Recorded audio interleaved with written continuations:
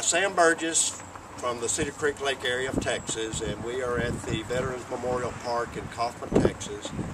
And sitting to my left here is a couple of very special people that we wanted to introduce you to. This is Ken Payne, correct? Correct, Ken Payne. United States Air Force. United States Air Force, retired. When did you go in, Ken? 1952. 1952, and I understand you got to serve some time in South Korea. Yes, I was there in 1956, 1957. The official shooting war had ended, but it was my first exposure to the destruction, the suffering that any war can cause. It made an everlasting impression of what I experienced there. Well, you know, from 72 through 75, we were stationed in Okinawa, Japan, and about every 3 months we had to go to South Korea and a couple of bases we had there.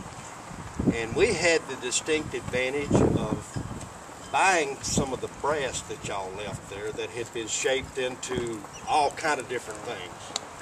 And you name it, those people could take brass and make all kind of things with it.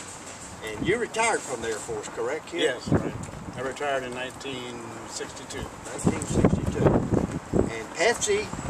I went in the Air Force in 1966 and retired in 1986. I served during Vietnam, but I served as support at Travis Air Force Base.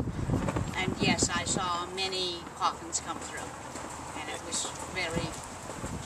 And she was one of them that kept the idiots from throwing rotten eggs and tomatoes at the guys, too. Well, you guys have been married for a lot of years now. 35 plus. 35 plus. And when you joined, I was in the Air Force also. And I went in November of '68, got out about 10 and a half years later.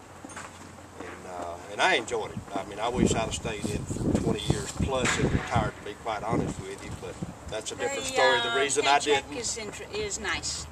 But you guys now live in San Antonio, Texas. San Antonio, Texas.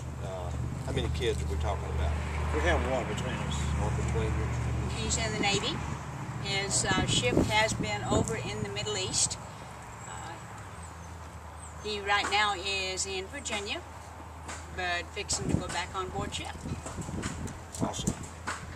So growing up back in the 60s in the military, we have a great appreciation for the kids wearing the uniform nowadays, don't we? Definitely. They will never understand the appreciation I have, because I know what the Vietnam War was like, and the war today is very different and so dangerous. I want them to know that my red shirt means something. We look at them as heroes. We appreciate them. I mean, none of them were drafted, were they? No. Not like it was in the 60s. They all volunteered, and that speaks volumes for the kids out there, doesn't it? Yes, definitely. We have several young men in our church that have volunteered.